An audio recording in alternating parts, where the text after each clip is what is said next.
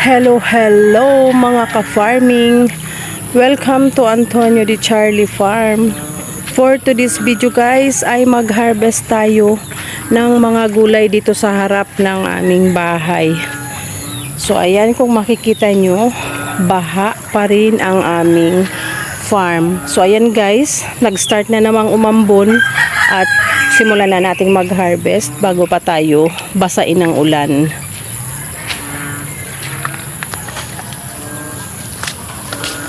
Ayan. So ito guys, okra. Oh, nakalimutan.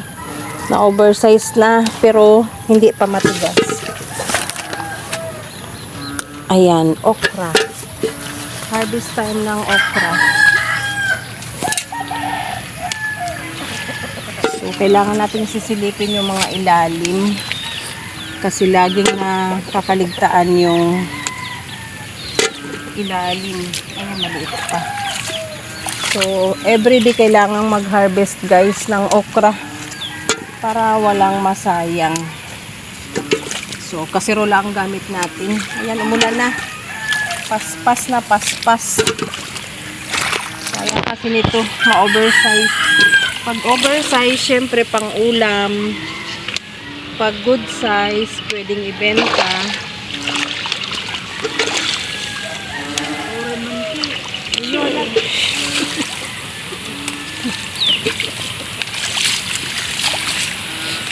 Ayun, mamaya na lang.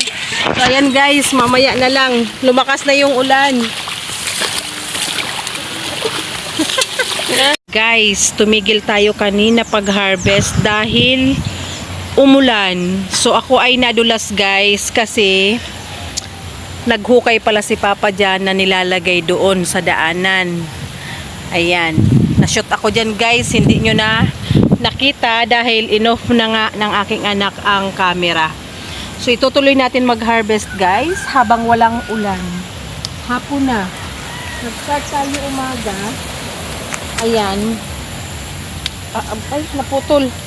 Aabutin tayo ng hapon. Ayan. Umaambon na naman. So, timingan guys yung panahon. Ko'y nauubo.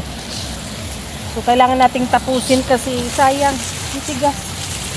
Uy, kinakain ng ano oh, grasshopper. Yan sa kabila. Sayang nito guys. So, pwede na to.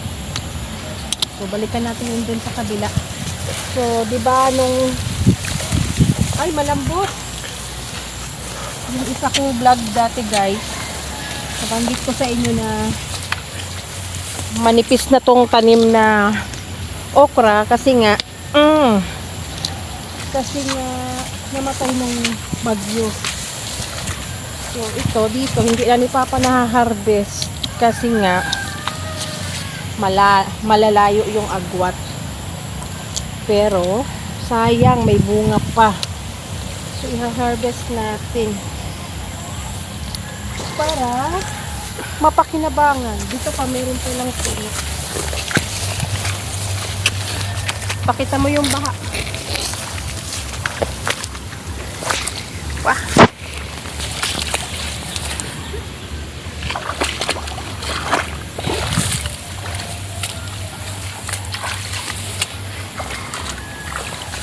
So yan guys, pareho kaming nakabota na tumuong sa baha.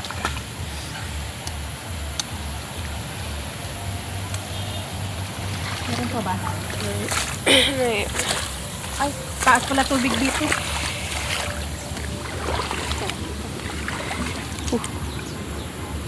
Walay. Doon tayo. Daanan natin yung sa kabila. Mabasa yung damit mo.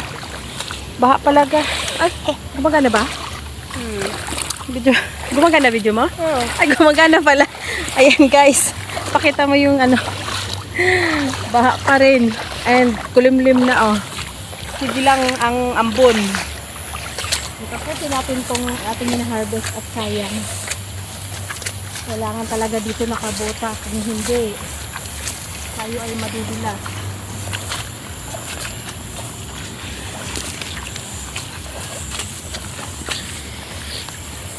Tingnan natin dito. Baka may nalaktawan tayo.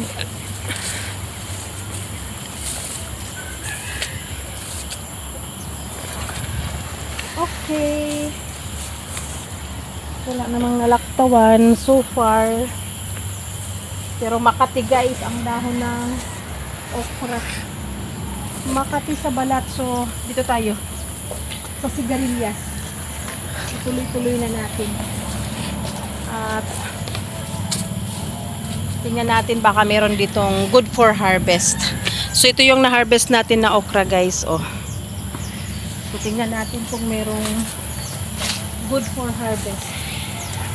Parang wala naman. Maliit pa yan. Ito sa unahan, baka.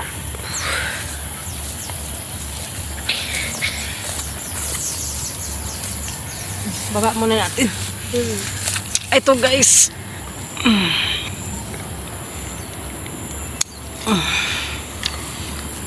At ito. Ano pa? At ito. Hindi lang nakikita. Ayan guys. Nakakuha tayong 3. And dito pa pala may matigas. Hindi lang pansinin. Ipaw. Ayan pa sa taas. At baka tumigas. So, ito hindi pa. Carry pa yan, carry. Dito sa kabila, may matigas. So, ayan. Oh, diba? Aray.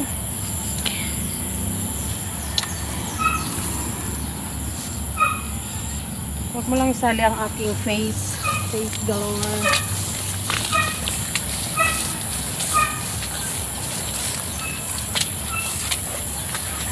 Naka, may nalampak doon. Wala pa dito. Doon sa unahan. Tingnan natin. Tapos yung patula, hindi ko pa na-harvest. Makati sa balat ang dahon ng okra. Kulang ng gapangan. Sa baba, wala pa, matigas. Ito. Hindi pa, bata pa yan. Sa next na harvest, isang vlog yan. Kasi maraming bunga. Maliit pa na ma'am. So, ayan. Ito yung harvest namin guys, oh. Diba? Galing sa, ito yung sigarilyas. At ayun ang okra. Ito, hindi pa rin natataniman yung pwesto ng pipino guys. Dahil nga, kailangan naming patapusin ang December dahil tag-ulan pa rin. So by January na tayo magtatanim ng lahat dito sa mga bakante na yan.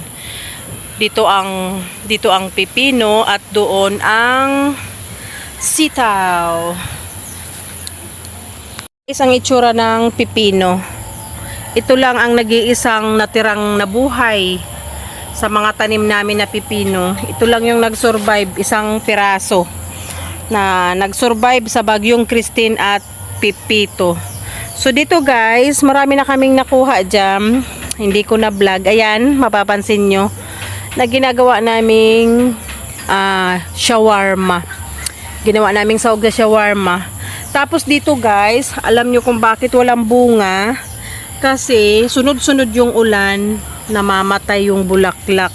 So ngayon, ito siya. May bagong bunga, may bagong bulaklak. So kailangan tuloy-tuloy siyang makagapang kasi pag wala ng gapangan, tumitigil din siya. So, ayan. Yan ang mga iba-iba ang lifespan ng mga gulay, ng mga tanim namin dito. So, mapapansin natin ang matibay sa baha, si okra, si sigarilyas, si sitaw, basta hindi babagyuhin. Kung ang baha ay 2 araw, 3 araw survive. Ito naman kasi si patula guys, ay ang puno niya ay nasa taas na part. hindi naman binabaha yung mga puno ng tanim na patola. And ito naman si sitaw, kaya siya nasira dahil binagyo nga. So ayan ang aming update for today guys. Salamat sa pagsama sa amin. Ang aking videographer, ang aking anak, si Ate Nikki. Ayan, nasa mood siya para maging videographer ko. So see you again next time sa mga susunod ko pang update dito sa aming munting farm. At welcome kayo palagi sa aming farm, Antonio de Charlie Farm. So till next time, bye bye.